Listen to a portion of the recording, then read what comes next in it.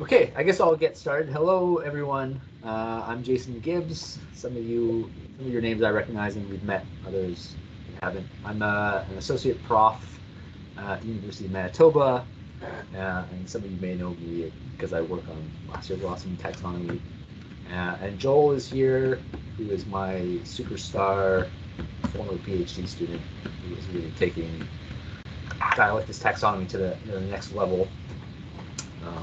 So I think the plan for today is we're just going to cover some of the basics of the subgenera, and maybe in a future lectures version of this we'll get into some species level stuff. So we're going to start at the beginning, and I have some PowerPoint slides which I'll kind of go through, and Joel has some, and Sam have some material on deck to sort of show some other characters. Okay, so I'm just going to start by sharing my screen. Let's see. Does that work? I don't know what people see anymore. Doesn't matter. We see you. You're good. Okay, good. You're in like slide deck, so we can see your you're not in presenter mode there, but oh wait, now we see your teams. Yep. Oh, okay. How did that happen?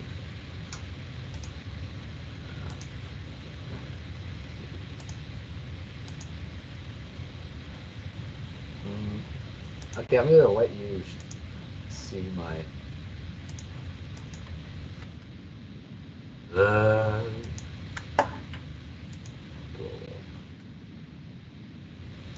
Sorry, technical difficulties. I'm just going to let you see this.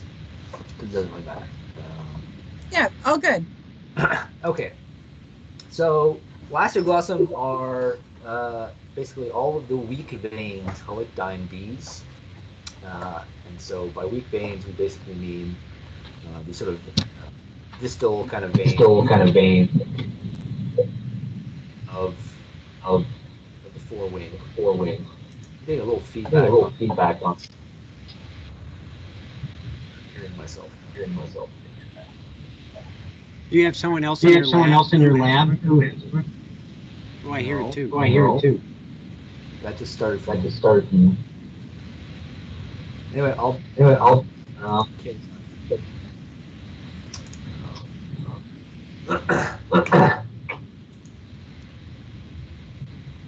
Is there anyone else who's unmute?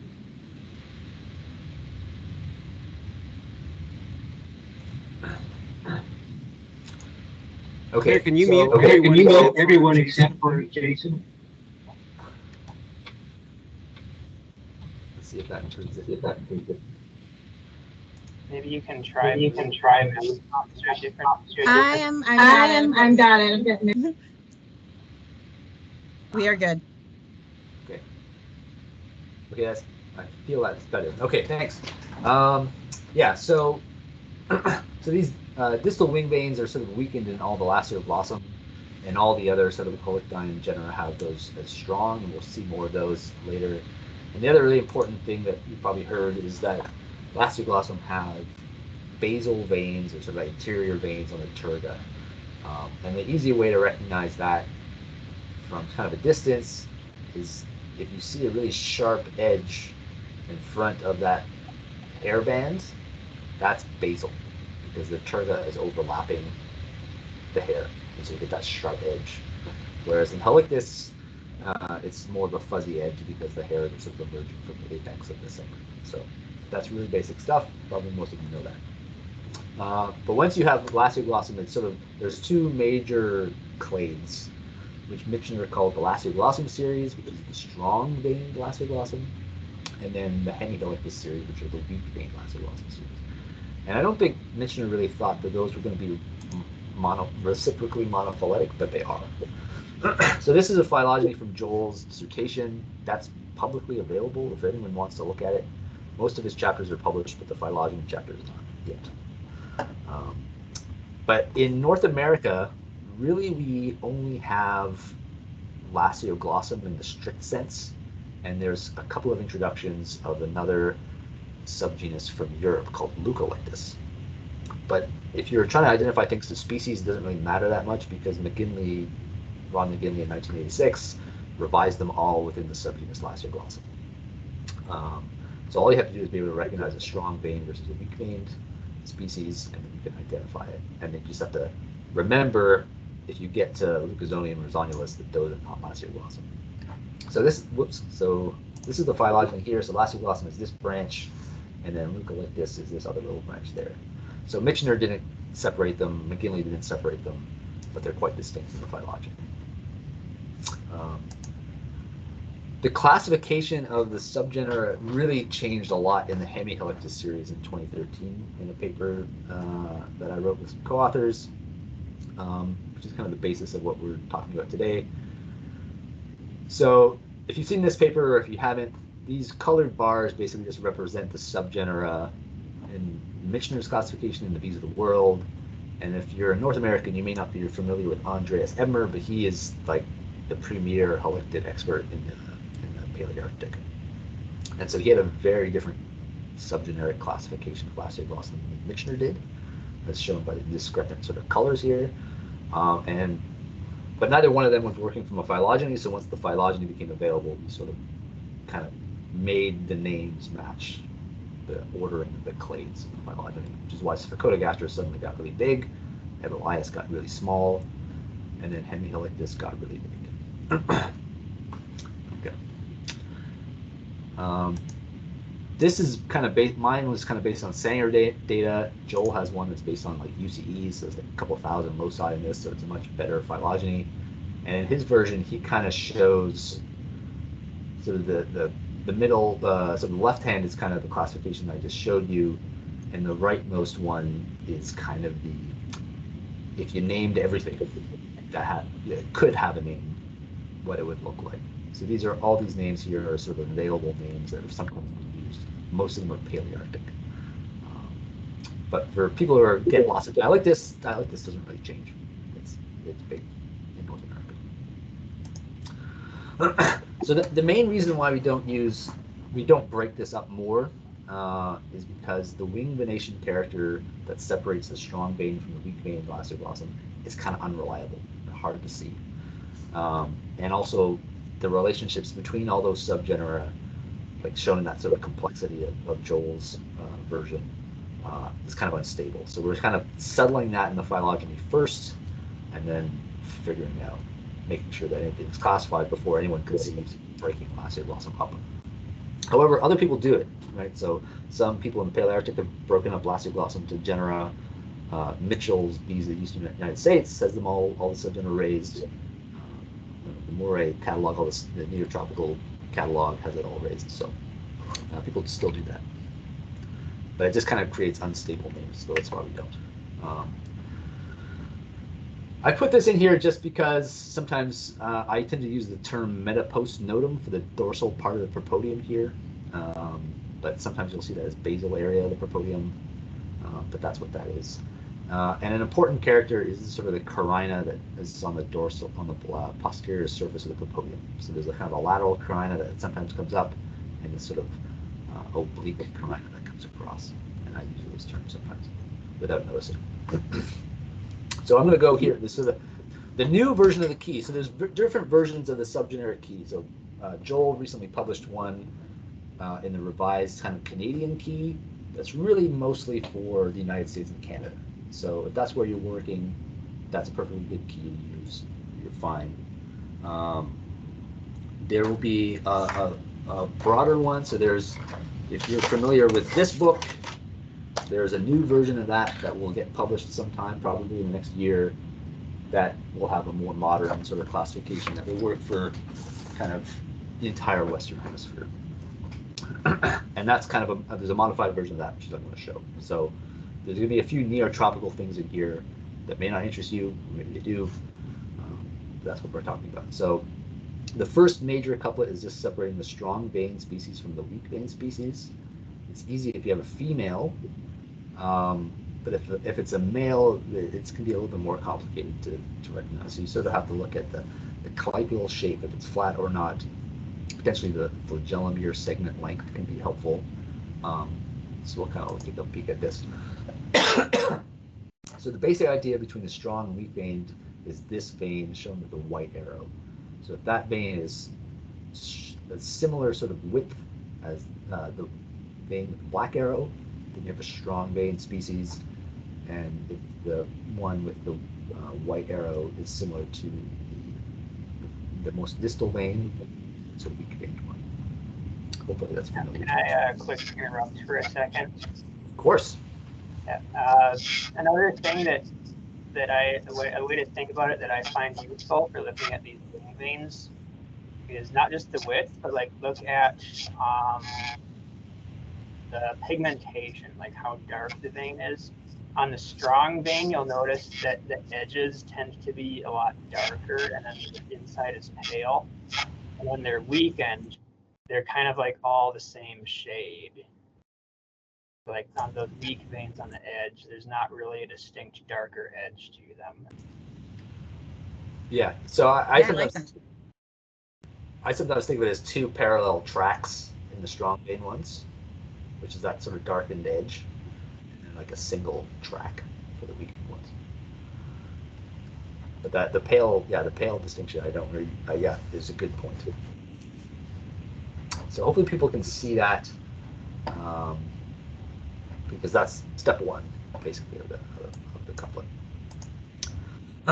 If you have to look at a male, this is what we're kind of talking about. So this is the first flagellum ear segment here, versus, and the pedicel versus the second flagellum ear segment. So usually on the Lasioglossum series, the second flagellum ear segment is relatively short compared to the combined length of the first flagellum ear segment.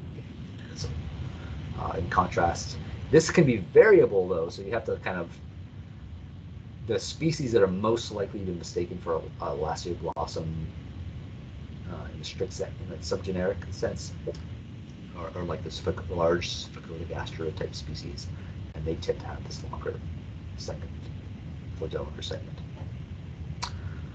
Jason, Yep. which group is on the left and which group is on the right? On the left, I don't know if you can see my mouse. I'm moving my mouse like you can see it, but maybe you can't. We were not able to see that. So something Sam has found helpful, sorry, we should have done this as a tech run, is to try to make that cursor larger. If that's too annoying right now, at least tell us when you're gesturing and we can look closely. I'll be more explicit. So yeah, so the left side is the Lasioglossum side, and the right side is like a Sphecodogastra type side.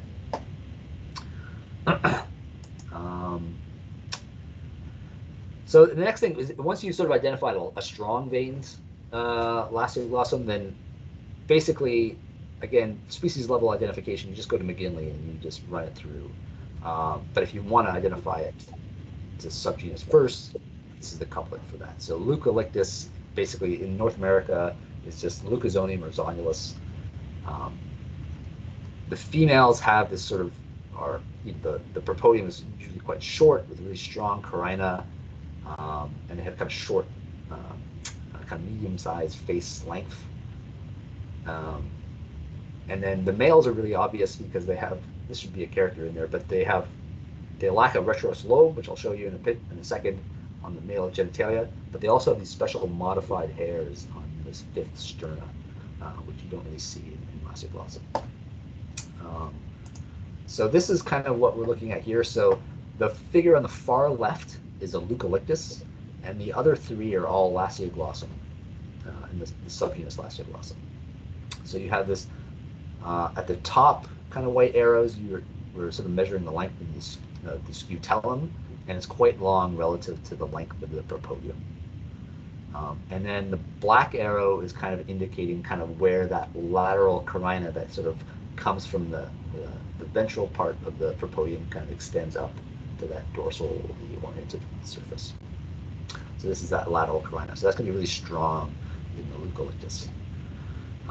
In Lasioglossum, that carina is either kind of really weak, doesn't extend very far, or if it does, the propodium is quite long relative to the scutellum, which is what you see in C, or in D, there are a few species that do kind of approach the general sort of appearance of a Leucalictus, but usually that propodium is a bit longer. A common species in the southwest is Cimbrii, which has this kind of distinct white hairband. And there's also some species that are sort of kind of in the kind of the Pacific northwest kind of region that have quite short faces.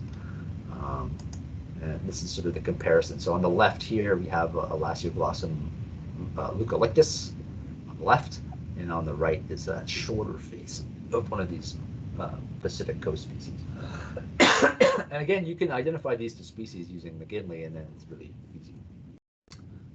For the males, the retros lobe is this kind of usually kind of translucent, membranous kind of lobe that kind of extends from the gonostylus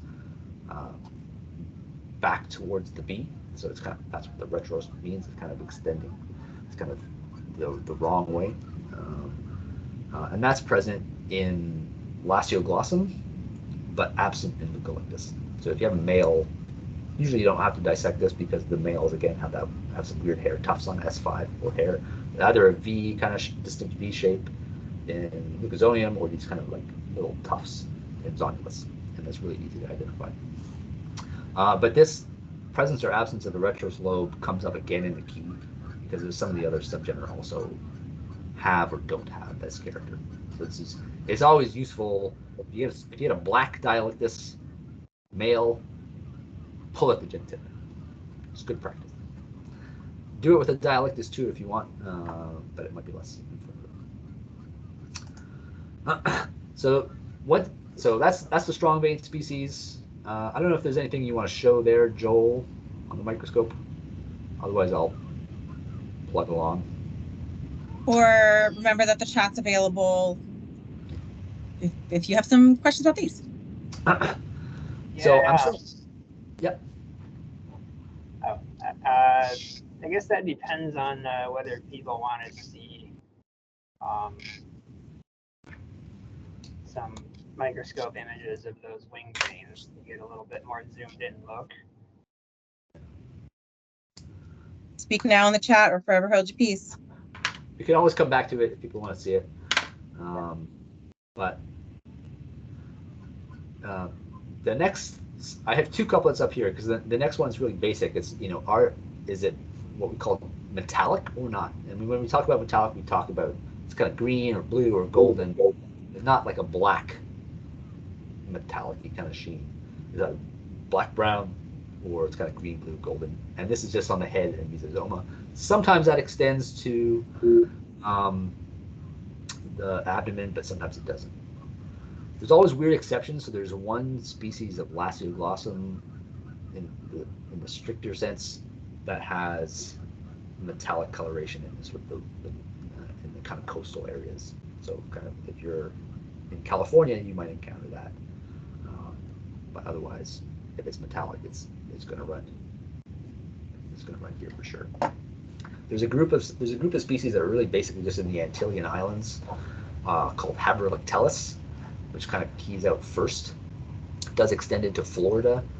And the phylogeny of these suggests that maybe this is not a valid group. It might need to get merged with something, but it creates some diagnostic problems. But it's really obvious, so we'll show that. But they're, if you're in the Antillean Islands, that's basically the only place you have to look for them, and separating them from Dialictus. And they're really dull, kind of granular, and a much brighter green. So they're more like an ogochlorine, like an ogochlorella or something like that in terms of the color. So they kind of look like this. They're either kind of dull, granular, sometimes kind of shiny, very sparsely punctate. Some of them have two submarginal cells, and so they're pretty obvious if you kind of are in the islands. The next thing that gets kind of complicated is the Dialictus. So there are some things that kind of extend kind of from mostly neotropical that have been classified as Dialictus in the past because they're metallic, but they don't really belong there in the phylogeny. And there's only one species that really gets up into the United States, kind of at high elevations in the south, kind of west, kind of New Mexico, Colorado kind of area. But we'll kind of I'll show you those. So if the size is small, like a typical Dialictus small size, and the most common Dialictus character for North America is they have this sort of oppressed hairs on the anterior surface of T1. and a fairly kind of mitten-shaped mandible, small subapical tooth. That's a typical female. The males, which really should be identified, there's a distinctive thing that seems to occur in some of these Eichwardia, which are larger bodied, metallic things. The males sometimes have bright orange on the underside of the abdomen. So this is sort of the typical Dialictus case. Here's those oppressed hairs. Sometimes it's complete, that goes all the way across the surface, the anterior surface, and sometimes it's sort of medially separated like this one is. And you can sort of see that kind of dull metallic color in the upper part on the prepodium. And then that's that kind of mitten-shaped mandible of a typical Dialictus, the small preapical tooth. In the Eichwardia, and we're using Eichwardia in a very broad sense here, broader than anyone else has previously used, based on some of the phylogenetic constructions. But some of these have these really sharp, strong carina on the prepodium, and a similar kind of shaped tooth. I'm showing this in part because some of these have a strongly bidentate tooth that you'll see in a couple of later images.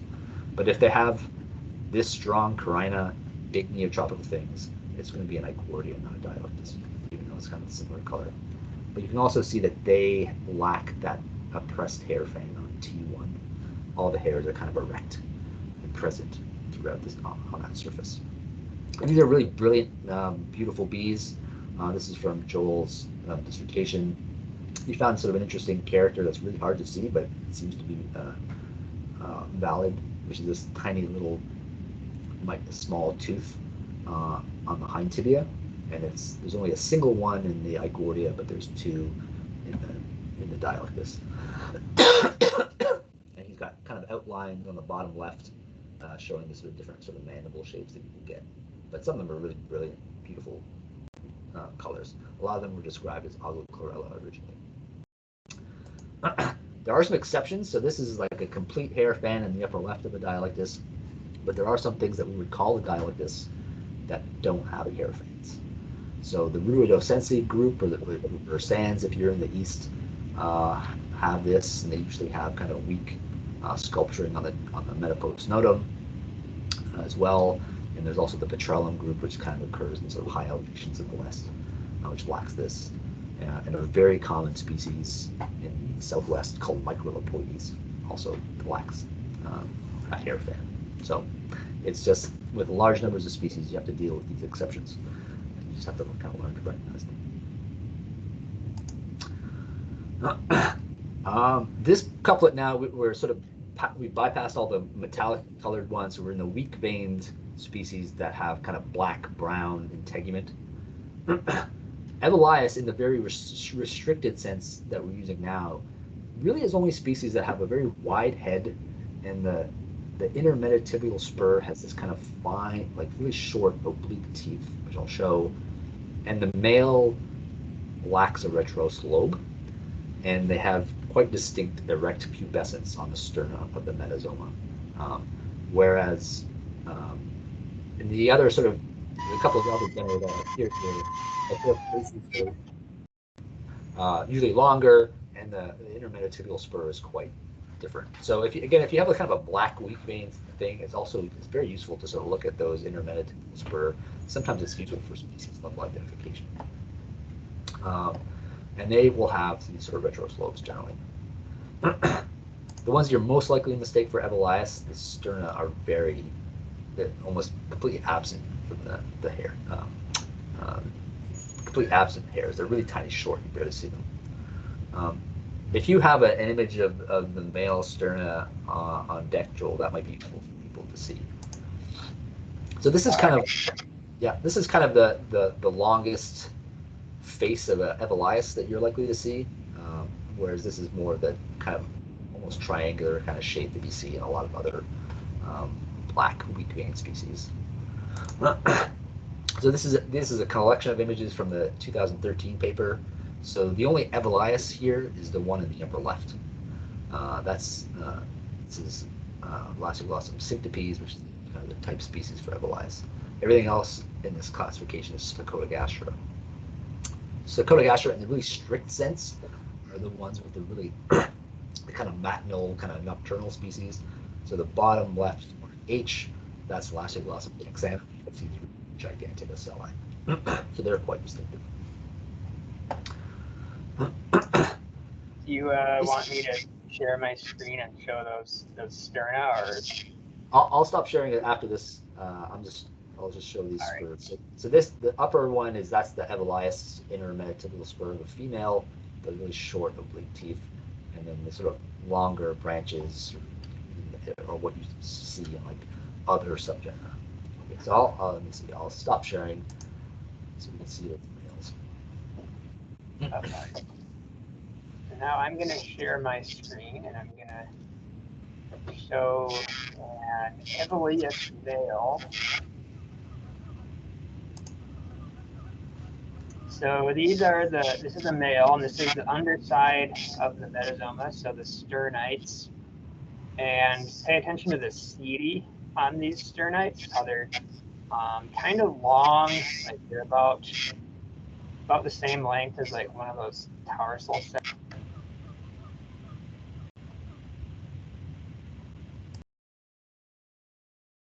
Hey, Joel, I'm sorry. I accidentally muted you. Just try and mute Jason so we could hear you better.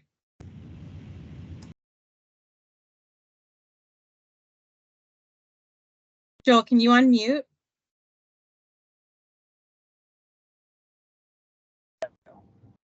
Okay. Thank you. So sorry. Okay, so this is a Evylaeus male. And so this is the underside of the metazoma. So you can see the sternites, and pay attention to those little setae, those little hairs on the sternites. And you can see they're on this B, they're kind of long, so they're about as long as like one of those tarsal segments, and they're not totally flat on the surface of the integument either. They're kind of erect, kind of sticking up.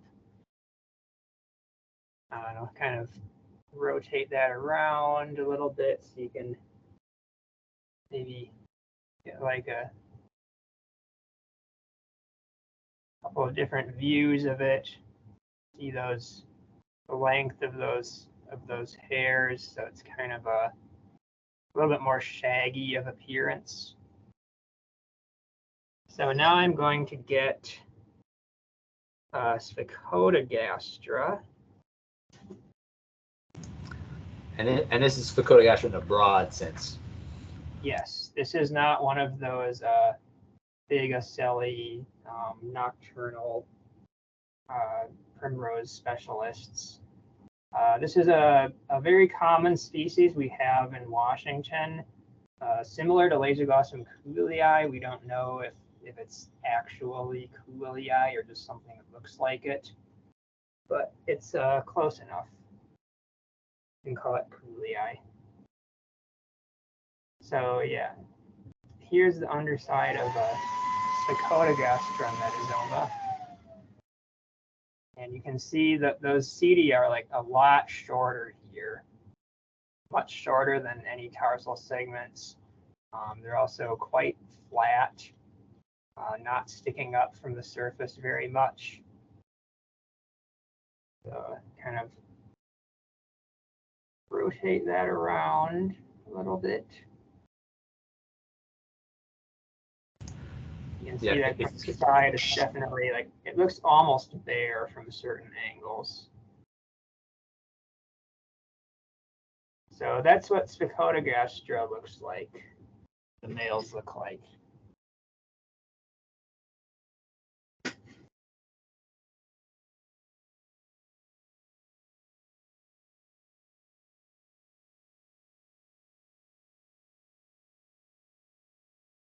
Okay, great. So then the next couplet in this key is really to take care of a couple of species that occur in the neotropics, so you won't encounter them very much. In the phylogeny, they kind of fall into the broader Dialictus clade, so they would have to be classified as Dialictus, but they're actually quite dark, so they probably won't run to the metallic part. But they're very unique. and that they have this sort of long, the female has this long foretibular projection, the metapostnotum kind of propodium is distinct, and they have these kind of weird bulbous things on the protuberance, and the male is again lack of retrolobe. So this is kind of what it looks like. It's kind of diagrammed in the original description of these species, but that white arrow is kind of pointing towards the base of this kind of triangular projection on the foretibia. So it kind of extends. It's about the length of the tarsomere below it, so it reaches the same length. And you just don't see that in other sort of Lasioglossum in the region. I've never seen it. So this is kind of unique to two species that we call the Gattaca complex. There's Gattaca and Hartmanni. This is actually Hartmanni here that was actually being figured. The propodium has this distinct kind of crescent with these long kind of straight carina that sort of run down longitudinally. I mean, it's kind of hard to see in 2 dimensions, but there's this kind of the fronds are slightly bulbous lobes where those kind of white arrows are showing. So they're really distinctive species. It's kind of hard to mistake them for anything else. But technically they would be Dialictus based on the phylogeny. The next ones is also kind of neotropical are Eichwardia in the strict sense. This was described for 2 species, and now there's a third in that sort of strict sense. They're black, which kind of separates them from the metallic ones that I showed earlier. But they have this sort of strongly bidentate mandible, which I'll kind of show you here. So this is kind of the bidentate mandible here. So that tooth, if you remember those kind of mitten-shaped teeth that we showed earlier, you have the strong kind of bidentate. No one knows what these things are doing with those mandibles. Maybe they're nesting in wood. Maybe they're social and they're fighting with them. We don't know. So if anyone wants to go to the mountains of Mexico and find them, I encourage you to do so. The black ones are quite distinctive looking. They're kind of distinctive looking bees. The one on the right is the undescribed male of one species, and this kind of shows the really orange sterna that you sort of see on a lot of these Eichwardia males, both the black and metallic forms. So it's quite distinctive. If you see a metallic, large Lasioglossum in the kind of the neotropics, kind of from Panama to Mexico, southwestern U.S., and you have these sort of kind of orange on the sterna. Big things, probably Eichwardia. Okay, so this is really the crux of it, especially if you're in the West. These are the species you're most likely to find. They're the black ones. They used to be called, except for one species with 2 submarginal cells, Lasioglossum lustrans. They would have been all considered Evylaeus in the past, basically, except for the nocturnal ones. But basically, and the couplet is kind of complicated because there's a lot of variation in the species, especially in Hemihalictus. But usually, if they have the strong kind of carina on the propodium, those lateral carina that go all the way up to the end, they're going to be a Sphecodogastra, unless they're very coarsely sculptured everywhere, in which they'll be a Hemihalictus. If they're weak, if they don't have those carina, they'll be a Hemihalictus, unless they have all the modifications associated with these kind of nocturnal, matinal, Onograceae specialists with the big ocelli and things like that. Those don't generally have these big, strong propodium carina, but they have these modified scopa in the females. And so this couplet gets really kind of complicated and long. So I'm going to show you some of these characters. So these are all Hemihalictus. On the upper left, you get this sort of weakly carinate propodium.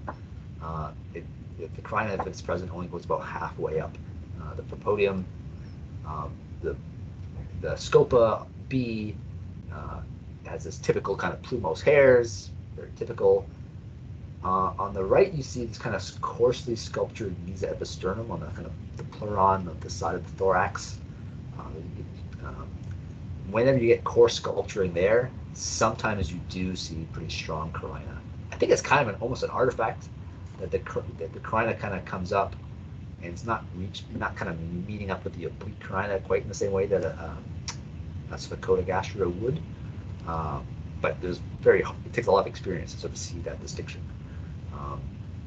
Another thing that you sometimes see in some of these are these sort of flattened clypeus that almost kind of is reminiscent of some of the Lasioglossum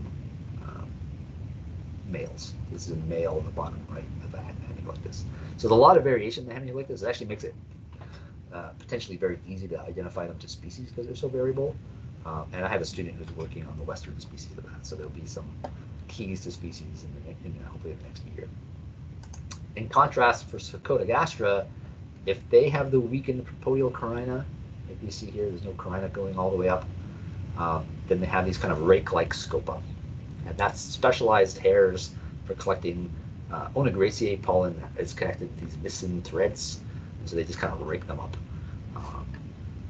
If they do have strong carina, like you see in the bottom right, they're almost kind of subparallel. They kind of go straight up and usually meet these sort of oblique carina that kind of turn towards the midline. If they have those, usually they're not as coarsely sculptured on the pleuron. It's a little more rugulose versus rugose, if you like. So these will all be called Sphecodogastra.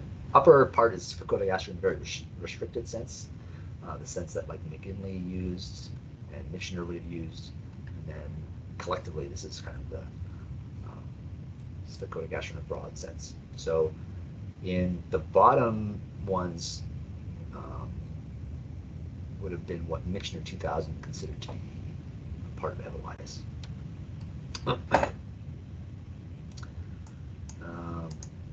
This is just, I'm just kind of contrasting some of the male faces. This is from the 2013 paper, so this is mostly Eastern. The left kind of block of faces are all Hemihalictus, and the right block of faces are all Sphecodogastra. And what you might notice is that some of the Hemihalictus have entirely black clypeuses on the males. You don't really see that on the Sphecodogastra. And some of them, like K, J, and B at the kind of top middle have these sort of flattened kind of clypeuses, which you don't tend to see in Sphecodogastra. And oftentimes you'll get fairly long mandibles in some of these Hemihalictus that you don't tend to see in Sphecodogastra. The same character also applies that we saw with the Evylaeus versus Sphecodogastra, in that the Hemihalictus males tend to have erect hairs on the metasomal sterna, whereas you don't tend to see that in Sphecodogastra.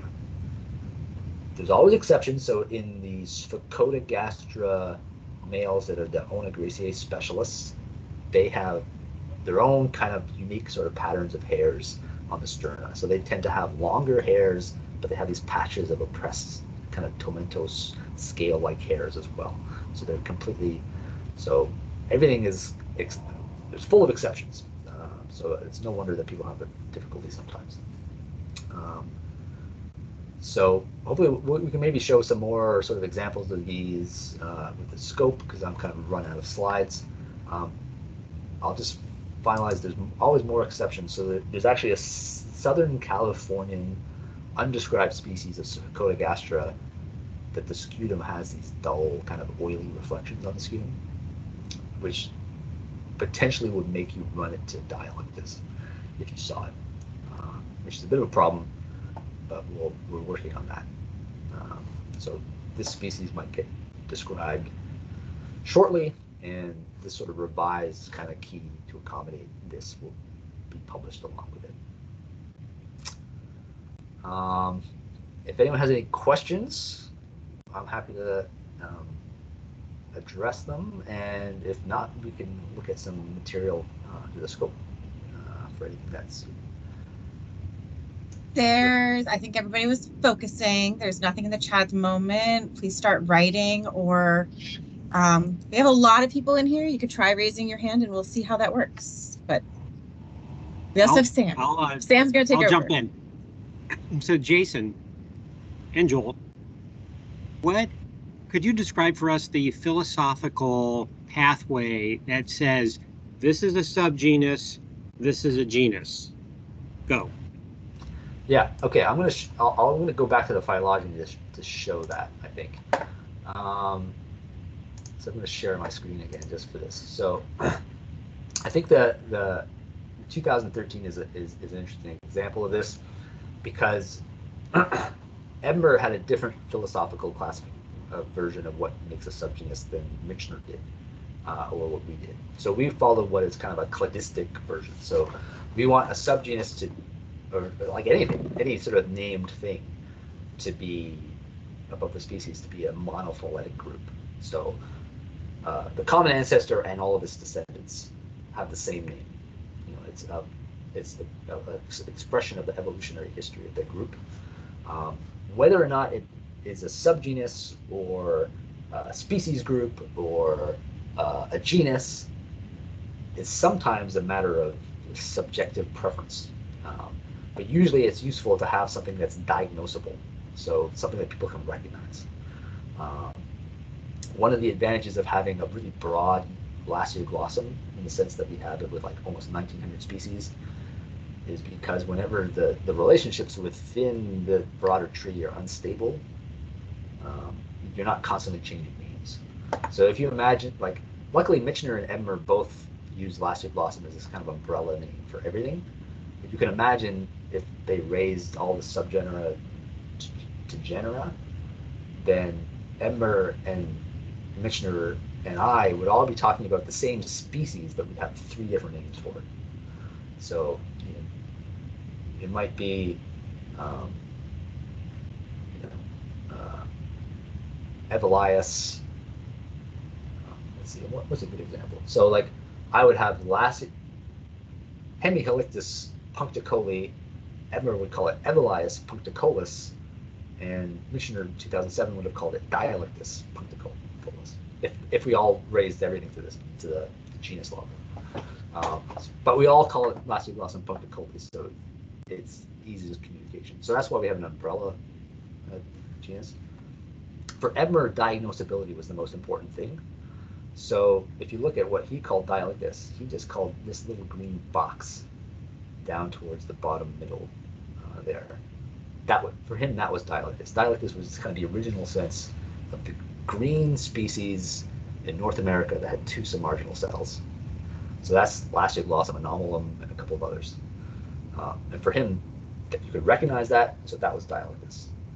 Michener said, well, that's not sensible. It's obviously more closely related to all these other green things. And so he used Dialictus in a broader sense. And his definition of Dialictus changed, so he eventually kind of thought all those kind of small, black, Hemihalictus type things morphologically were more similar to Dialictus than they were to the sort of carinate things that we call Sphecodogastra now. And so he sort of separated Evylaeus and what I call Hemihalictus, he considered those to be Dialictus towards the end of his career. So most, I think, systematists, most taxonomists would prefer the everything as a monophyletic group classification. Michener kind of used Hemihalictus very narrowly, not because he thought that was correct, but because he didn't want to change all the names without phylogeny, without a more stable kind of rationale for that. And he expressly says that in his book. But now we've kind of forged ahead because we have a better sense of the phylogeny, and that's what we're doing now. But if you go to Joel's, I mean, you could do these are all nomenclaturally, taxonomically justifiable. So the left one is kind of where we are now, where you have a kind of a big orange bar, kind of looking at the lower half of this phylogeny for Hemihalictus, and then a big pink bar for Dialictus. But there's nothing to stop you from saying, I'm going to call all of those Hemihalictus. That would also be monophyletic. Or you recognize all of these individual clades as subgenera 2, as you know, you could make a bunch of monophyletic clades within that and call those subgenera. And so it really comes down to what's the most convenient for diagnosing species and communicating that. So there isn't a right answer. Thank you, Jason. You're welcome. We had some questions in the chat. One was just a kind, and Joel answered both, but I still think that they ought to be said aloud for anyone who can't see the chat. So Chris asked, are the numbers on the lines of this phylogeny chart meaningful? A lot of them are just 100 or very close to it. Joel responded that those are bootstrap support values. Close to 100 means the phylogeny is well supported. And as a follow-up, Laura asks, could you please say a bit more about what it means when a clade is unstable? Does that mean that our understanding of the phylogeny is still developing and that things are changing frequently, or that there are other facets to the term? Joel confirmed that an unstable clade is subject to change as we gain additional information. So if you have anything to add to those, we have also some other things coming into the chat that I'll read in a moment. Yeah, I guess I would say, I mean, one thing just to add is that part of what makes something unstable is the amount of molecular data, the number of nucleotides. So early on we had very few, now we have lots. And the other is taxon sampling. So as you add more taxa to the phylogeny, you increase the likelihood that something's going to come up that's going to make something that looked monophyletic not monophyletic anymore. Which might mean that you have to create a new subgenus or do something else, depending on how you're recognizing groups. If you use a really broad subgenus, like you use Hemihalictus for everything, then, which would be an option for this clade anyway, then that doesn't really matter. If you use the really finely divided subgenera, which might make a lot of these, like when I talk about exceptions and the keys, like, oh, if it's this, then this, and then, but if it's got this other state, then there's maybe this other combination. Like sometimes all those exceptions could be given separate names, and then you sort of recognize those as distinct things. But then you're more likely, if you add more taxa to something, you realize that, oh, that's not monophyletic anymore, and you got to change everything again. So that's kind of what I mean, in part by unstable.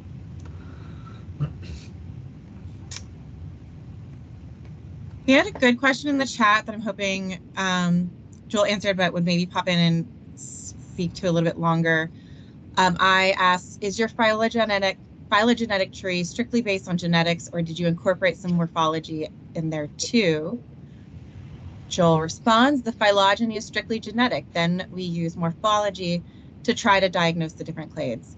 So I think that's pertinent to what you were just talking about, but maybe like the background for how that did get done.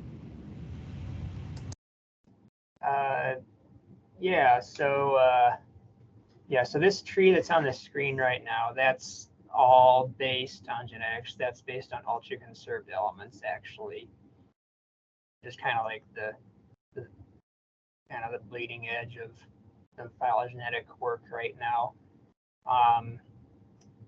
So that's all genetic, and then once we got this result, we were like, okay, here's like a Dialictus clade, and there's all these clades within it, and there's all the Hemihalictus clade and all these different clades. Like, okay, like how are these different morphologically?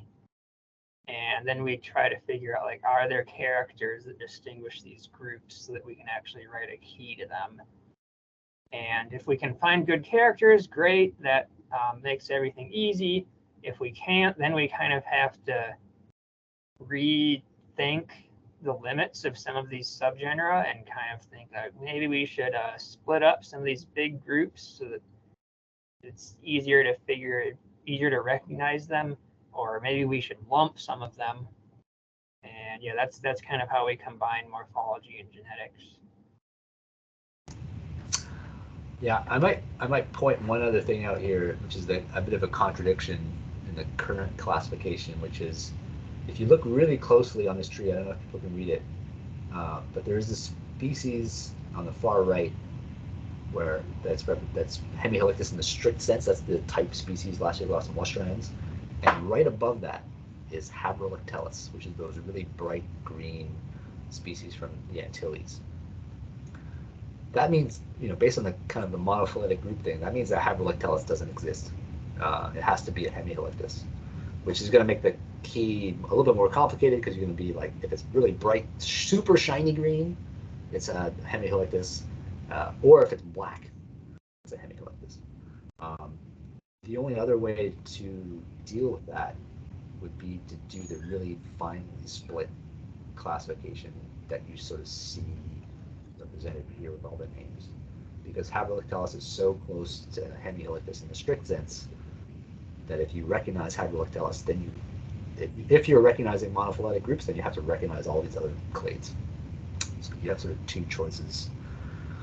Or you could do kind of what is currently the state, where you sort of say, we know that's the phylogeny, but we're going to recognize a paraphyletic Hemihalictus anyway, because Hemihalictus is so diagnosable. I don't really like that. So you're going to see that sunk, Hemihalictus will be sunk, basically, in the near future, which is just what you have to do. Or, if people prefer, you'll have a whole bunch of different names suddenly arise.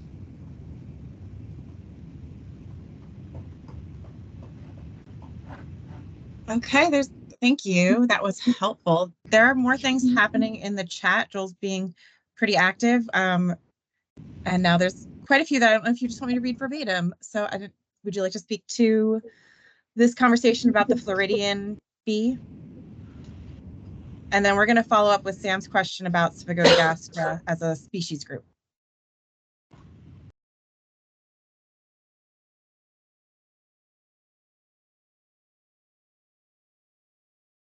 Okay, I guess Sorry. I guess we were waiting for each other to speak, but yeah. So there is this species that I guess is kind of from kind of Cuban Bahamian, kind of naturally Hemihalictus otherensis. I'm trying to remember. I should know that better, but yeah, it was sort of. It's now in Florida, and it's kind of naturally introduced, it seems, and it's sort of established there. So that's the only sort of continental U.S. Hemihalictus bright queen thing. Beautiful little bees. Yeah, so there's some discussion in the chat about how no one saw it when people were looking at Florida green and girder. It's really distinctive, but now it's there. Yeah. So yeah, like what? I mean, I guess this going back to the subgenera or phylogeny kind of issue. Like a lot of there were a couple of workers in the Palearctic region, Warnke and Pashenko, who like gave a bunch of names for all the different sort of lineages that were diagnosable to them in that part of the world. And that's what a lot of these names that you see on the right are. So like I'd stop at the top, but Frat Evylaeus, Inhalictus, Maleka Evylaeus, Calcalictus. Those are names that apply, that were given because those lineages occur in the Palearctic, but they did not treat any of the Nearctic lineages. So if we finally divided it and used their names, we'd probably have to make up a bunch of new names for all the Nearctic lineages. Yeah, so it'd be fun, but it might be a headache for people.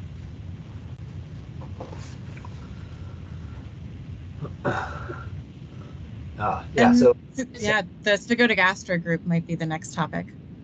Yeah, so Sphecodogastra is nestled in that sort of upper clade on that's kind of blue, and so it's nested deep within that broader Sphecodogastra clade. So again, if you wanted to say we like that group, it's so distinctive we want to recognize it, then you're based on the kind of cladistic monophily argument, you got to recognize all these other names. I think things like, can't read those names, but basically you probably have to create new subgenera for some of the things in the Arctic. This is another thing where basically, if you wanted to do that, you probably need a phylogeny specific to that whole clade, so you can fill in more taxon sampling, get a better sense of where everything falls, and then that would be ideal before you do that. So for now, everything gets lumped. We did actually make a petition to have. It wouldn't actually have applied, but we tried to make a petition so that you wouldn't have to change everything to Evylaeus, Sphecodogastra, and Hemihalictus. But it turns out it didn't really matter anyway. But that didn't go through.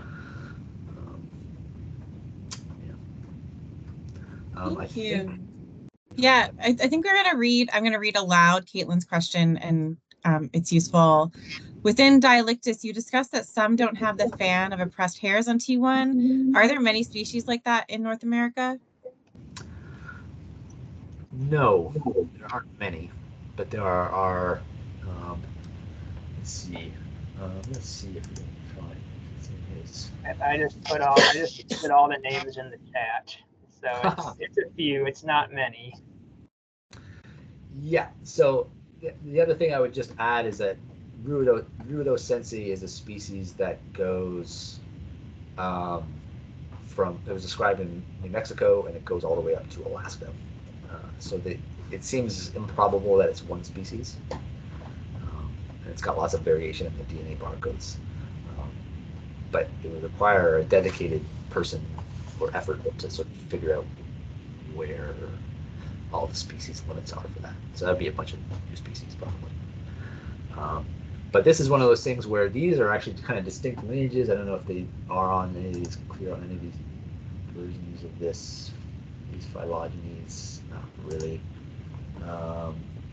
There is a slightly newer version of the phylogeny than is in Joel's dissertation, which has, I think, one of the Petroleum group ones. And they're a distinct lineage, so you could create basically make Dialictus all the species with fans, plus Microlipoides, probably, and then say, well, we're going to call the Petroleum group like its own subgenus.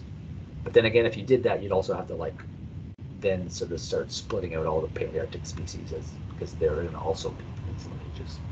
So it gets complicated. Yeah, Rufilepes and Testation, which are in the 2013 one. So Rufilepes is kind of at the upper part of my Dialictus next to this Palearctic species called Moreo. That's Sanger data, so that's 4 gene data. But that suggests that it is, if you wanted to split Dialictus up a little bit, Rufilepes and Testation would probably be in a different subgenus. Yeah. Okay, I want to respect y'all's time. We have 1 minute left to the hour. Often I have to run at 2, but I don't today, so it's up to you how much longer you would like to proceed, or if we can thank you and excuse you. Yeah. I don't know how these classes usually work. Do we usually pick specimens and run them through the key and go over all the characters that way? We probably don't have time for that today if we want to keep it to an hour, but would that be something for a future class? This is Sam. So, sounds like Claire too. It might be good to do that sort of thing at a species level, right? So this is all well and good, but we all know that when we start looking at and trying to get individual species identifications, that we run into more problems in terms of splitting things down to the species level. So I know that this is a struggle that many of us have. So it would be great if we could get you guys back in. Maybe people could suggest some species or species groups to ID, and we go from there. I think that's a great idea. All right. Yay. So I think we'll coordinate on offline on what your availability looks like for that. Any burning questions or wanting to share information from you folks? Or anybody who wants to see any characters again, I have a tray of these I could put under the scope. Yeah, I can keep the room open for 15 or so more minutes. Let me just interject here and ask if you guys want any particular specimens of Lasioglossum from particular places. This is a group that may have some. So are you looking for any more specimens, or are you no? I would say if you have anything that you think is a Western Hemihalictus, those are being revised currently. So feel free to send them. Send me an email. I think Joel and I will probably collaborate on some more Dialictus work, and probably as my time allows, we'll probably proceed ahead. So yeah, if you have any material, he's working in the Pacific Northwest right now, so if you have Pacific Northwest stuff, maybe contact him. I don't want to speak for you too much, Joel, but yeah, there's lots of. We'll be working on Dialictus. We'll try to keep going into all those other groups that haven't been dealt with in the West as time allows. So if you're like, I'm collecting in this really interesting area and I have some extra Dialictus, yeah, just get in touch. I would also this is not Dialictus oriented, but maybe it will be a separate one for this, but I had a student who recently revised Protandrena subgenus Pterosaurus. It's not a dinosaur, Pterosaurus. And that thesis is also available online, and will eventually get published. But if anyone has those and either wants to test the key and give us feedback, or you think I have some really interesting specimens from a particular area and you want them to be included in the revision, again, sort of feel free to send them to us.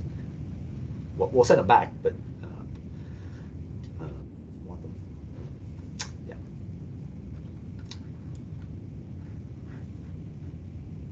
We'll eventually get to all the Western Sphecodogastra and Evylaeus type things too. So, all this stuff is in the works, but it's a combination of looking for students who want to do that kind of work.